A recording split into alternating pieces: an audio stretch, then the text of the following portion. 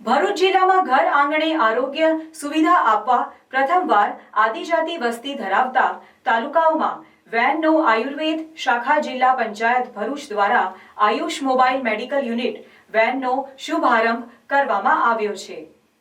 ભરૂચ જિલ્લામાં ઘર આંગણે આરોગ્ય સુવિધા આપવા પ્રથમવાર આદિજાતિ વસ્તી ધરાવતા તાલુકાઓમાં વેનનો આયુર્વેદ શાખા જિલ્લા પંચાયત ભરૂચ દ્વારા આયુષ મોબાઈલ મેડિકલ યુનિટ વેનનો શુભારંભ કરવામાં આવ્યો છે।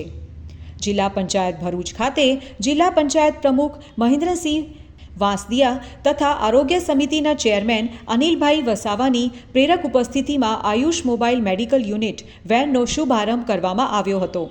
આ તકે જિલ્લા પંચાયત ભરૂચના સદસ્યો, આયુર્વેદ શાખાના અધિકારી ડોક્ટર વસંતભાઈ પ્રજાપતિ તેમજ કર્મચારીઓ વગેરે ઉપસ્થિત રહ્યા હતા।